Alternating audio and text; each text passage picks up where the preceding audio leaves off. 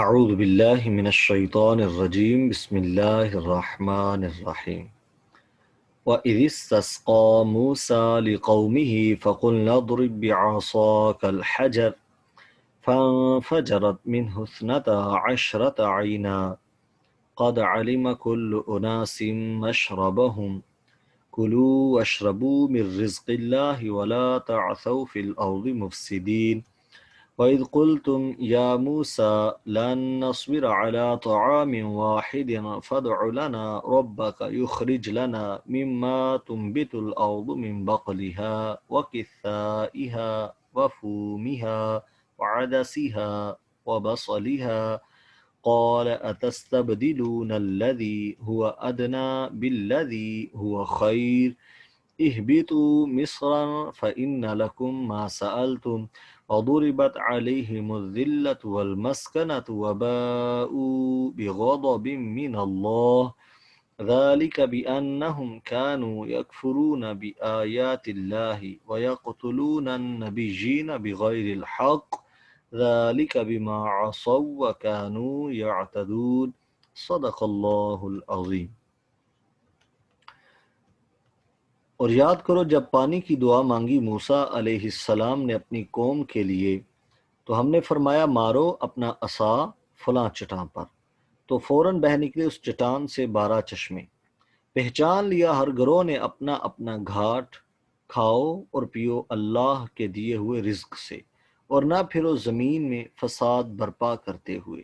اور یاد کرو جب تم نے کہا اے موسیٰ علیہ السلام ہم صبر نہیں کر سکتے ایک ہی طرح کے کھانے پر، سو آپ دعا کیجئے ہمارے لیے اپنے پروردگار سے کہ نکالے ہمارے لیے وہ جن کو زمین اگاتی ہے، مثلا ساگ اور ککڑی اور گیہوں اور مسور اور پیاز۔ موسیٰ علیہ السلام نے کہا کیا تم لینا چاہتے ہو وہ چیز جو ادنا ہے اس کے بدلہ میں جو عمدہ ہے؟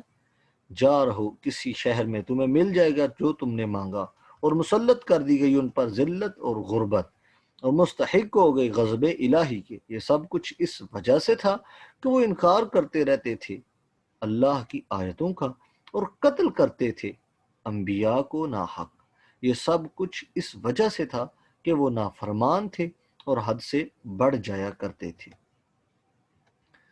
اس کی تفسیر میں حضور علامت رحمۃ اللہ علیہ ارشاد فرماتے ہیں جب تیہ کے ریگستان میں بنی اسرائیل پیاس سے تڑپنے لگے تو موسیٰ علیہ السلام نے بارگاہ الہی میں پانی کے لیے عرض کی۔ حکم ہوا فلاں پتھر پر اپنا عصا مارو۔ حضرت موسیٰ علیہ السلام نے یوں ہی کیا اور اس سے 12 چشمے پھوٹ نکلے اور پانی کی قلت دور ہو گئی۔ وہ چٹان اب تک جزیرہ نمائے سینا میں موجود ہے۔ پادری دین سٹینلے نے 19ویں صدی کے وسط میں بائبل کے مقامات مقدسہ کی جغرافیائی تحقیق کے لیے خود فلسطین کی سیاحت کی اور اپنے مشاہدات و تحقیقات کے نام سے شائع کیا۔ اس میں اس چٹان کا ذکر کر کے لکھتے ہیں یہ چٹان 10 اور 15 فٹ کے درمیان بلند ہے، آگے کی طرف ذرا خمیدہ ہے اور راس صفصفا کے قریب لیجا کے وسیع وادی میں واقع ہے۔ سب سے پہلے قرآن ہی نے حتمی طور پر بنی اسرائیل کے 12 قبائل کے لیے 12 چشموں کی تعداد بیان کی ہے۔ یہ اشارہ انہی شگافوں کی طرف ہے۔ یہاں یہ شبہ دل میں کھٹکتا ہے کہ قرآن کریم کہتا ہے کہ اللہ تعالیٰ نے بنی اسرائیل پر فقر و تنگ دستی مسلط کر دی، حالانکہ ان کا شمار دنیا کے امیر ترین اقوام میں ہوتا ہے۔ اس شبہ کو دور کرنے کے لیے جیوش انسائکلوپیڈیا کے مندرجہ ذیل فقرات ملاحظہ فرمائیے۔ گو یہود کا تمول ضرب المثل کی حد تک شور پا چکا ہے، لیکن اہل تحقیق کا اتفاق ہے کہ یہود یورپ کے جس ملک میں آباد ہیں وہاں کی آبادی میں انہی کے مفلسوں کا تناسب بڑھا ہوا ہے۔ عوام یہود دوسری قوموں سے کہیں زیادہ غریب ہیں۔ یہ اور بات ہے کہ ان کے چند افراد بہت زیادہ دولت مند ہیں۔ یہاں پھر اس امر کی وضاحت کر دی کہ بنی اسرائیل پر ذلت و افلاس کا جو عذاب مسلط کیا گیا تھا وہ بلا وجہ نہ تھا، بلکہ ان کی اپنی نافرمانی اور کرتوتوں کی سزا تھی۔ اس قسم کے جرائم سے بنی اسرائیل کی تاریخ بھری پڑی ہے۔